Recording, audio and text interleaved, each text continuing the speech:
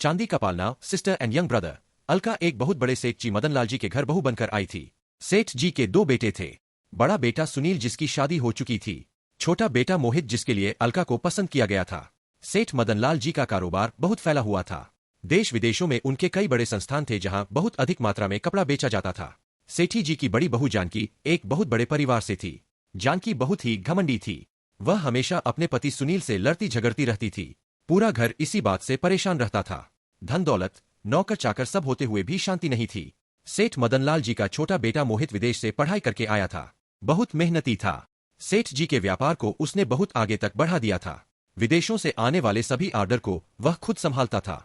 सेठ जी ने अपने ही कपड़े के कारखाने में काम करने वाले एक बुनकर की बेटी को अपने बेटे मोहित के लिए पसंद किया था। घर वालों ने विरोध भी किया, लेकिन सेठ जी अमीर घर से रिश्ता जोड़ना नहीं चाहते थे। अलका जब घर में आई तो महल जैसा घर देखकर उसे बहुत आश्चर्य हुआ। सेठ जी, बेटी चिंता मत कर, यहाँ बहुत से नौकर चाकर लगे हुए हैं, तुझे कुछ नहीं करना पड़ेगा। धीरे धीरे तू यहाँ के तौर तरीके सीख जाएगी। अलका, जी पिताजी। जानकी जानती थी कि अलका गरीब घर से है, इसलिए वह उसे दबा कर रखना चाहती थी। कुछ दिन बाद अलका के पिता और उसका छोटा भाई जगत तो केवल 8 साल का था, अलका को विदा कराने आए। सेठ जी ने दोनों बाप बेटों का बहुत अधिक आदर सत्कार किया। अपनी बेटी को देखकर उसके पिता की आंखों से आंसू बहने लगे। पिता, बेटी तुझे इतना सुख मिलेगा ये तो मैंने सपने में भी नहीं सोचा था। अलका अपने पिता और भाई से मिलकर बहुत खुश हुई। विदा होते समय सेठ जी ने कहा, सेठ जी, जब बिटिया का मन भर जाए पीहर से तो बता देना, मोहित को भेज दूंगा, और हाँ, साथ में अपने बेटे को भी भेज देना। अपनी बहन के साथ कुछ दिन रह लेगा। पिता, सेठ जी दामाद जी के लायक हमारा घर नहीं है, मैं इसे खुद ही छोड़ जाऊंगा। सेठ जी, नहीं, जो रीति रिवाज है सो है, वो ही जाएगा आपके घर। जैसा भी है वह उसका ससुराल है। हाँ, इसके भाई को साथ जरूर भेज देना। हमारे घर में कोई बच्चा नहीं है, हमारा भी मन लगा रहेगा। उसके बाद सेठ जी अपनी गाड़ी से तीनों को भेज देते हैं। घर आकर अलका सारी बात बताती है। उसकी बातें सुनकर अलका की माँ रोने लगती है। माँ, बेटी हमारी औकात नहीं थी तेरे लिए ऐसा घर ढूंढने की, ये तो सेठ जी की मेहरबानी है। हमेशा सबकी सेवा करती रहना। कुछ दिन बाद अलका को लेने मोहित आता है। वह अपने साथ जगत को भी ले जाते हैं। अलका और जगत का स्वागत होता है। जगत को सब बहुत प्यार करते हैं, लेकिन जानकी उससे बहुत बैर रखती थी। एक दिन जगत खेल रहा था, तभी उससे एक कांच का बहुत सुंदर गमला टूट जाता है। कांच पूरे फैल जाता है, जिसके कुछ टुकड़े जगत के पांव में भी लग जाते हैं। यह देखकर जानकी बहुत गुस्सा होती है। जानकी, जाहिल गरीबों पता भी है कितने का था ये गुलदस्ता जिसे तोड़ दिया। अलका, तेरा बाप पूरी जिंदगी भी हमारे कारखाने में काम करे तो भी इसका दाम नहीं चुका सकता। अलका, दीदी बच्चा है, गलती हो गई, माफ कर दीजिए। अलका जल्दी से जगत को गोद में उठाकर अपने कमरे में ले जाती है। उसके पैर से कांच निकालती है। जगत को बहुत दर्द हो रहा था, वह जोर जोर से रो रहा था। यह सुनकर जानकी का गुस्सा 7वें आसमान पर पहुंच गया। उसने जगत को मारना शुरू कर दिया। अलका उसे बचाती रही, लेकिन जानकी ने नहीं छोड़ा। जानकी, कहां से भिखारी इकट्ठे हो गए हैं। अलका जगत के पैर में पट्टी बांधकर उसे चुप कराकर सुला देती है।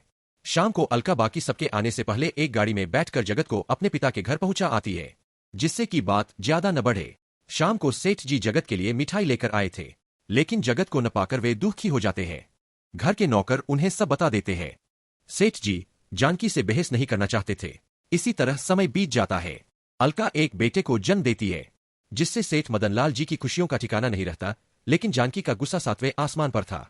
बच्चे के नामकरण का दिन आने वाला था। सेठ जी ने अलका के घर वालों को न्योता भिजवाया। समारोह से एक दिन पहले जानकी ने एक नौकर के हाथ से अलका के घर संदेशा भिजवा दिया कि बच्चे के लिए चांदी का पालना लाए। अलका के पिता बहुत परेशान हो गए। उस समय जगत 10 वर्ष का हो चुका था। जगत, पिताजी छोड़ो, दीदी के घर जाते ही नहीं है। पिता, नहीं बेटे, सब उसे ताने मारेंगे, जाना तो पड़ेगा। जगत, लेकिन पालना कहां से आएगा। पिता, बेटा एक काम कर, लकड़ी का ही पालना लेकर चलते हैं। उन्होंने रख लिया तो ठीक है, नहीं तो वापस ले आएंगे। दोनों बाप बेटे बहुत से उपहार लेकर समारोह में पहुंच जाते हैं। सेठ जी और उनके दोनों बेटे उनका बहुत स्वागत करते हैं।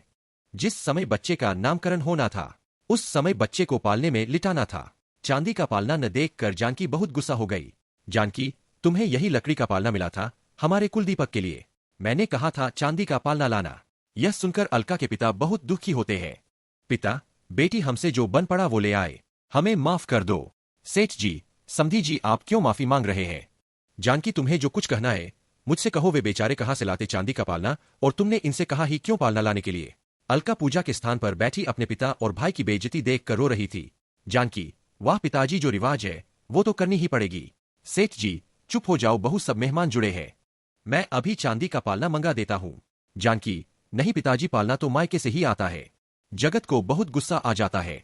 जगज, बड़ी दीदी मैं आपसे वादा करता हूँ, जब तक अपने भांजे के लिए चांदी का पालना नहीं ला देता चैन से नहीं बैठूंगा।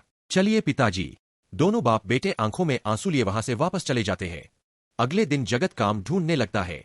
वह छोटी सी उम्र से ही मेहनत करके पैसे जोड़ने लगता है। इस बात को 10 साल बीत जाते हैं। इस बीच न अलका कभी अपने पीहर आई न उसके पीहर से कोई उसकी ससुराल गया। सेठ जी अब बूढ़े हो गए थे। वे ज्यादातर घर पर ही रहते थे। एक दिन उनके घर के सामने एक बड़ा सा अलका और जानकी भी वहां आ जाती है। अलका, जगत तू कितना बड़ा हो गया, पूरे 10 साल हो गए तुझे देखे। जगत, दीदी आपने पहचान लिया। अलका, हाँ अपने ठीक है। बड़ी दीदी थोड़ी सी देर हो गई। ये देखो। यह। जानकी, भैया मुझे माफ कर दो, मैंने घमंड में तुम्हारे पिता का अपमान किया था। उसकी मुझे यही सजा मिली कि मेरे कोई औलाद नहीं है। अलका अपने भाई के गले लगकर खूब रोई। अलका, भैया कभी बहन की याद नहीं आई। जगत, बहन याद तो बहुत आती थी, लेकिन पिताजी का अपमान यहाँ जाने से रोक लेता था।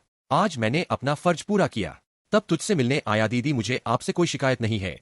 हमें अपने से ऊपर घर में रिश्ता नहीं करना चाहिए था।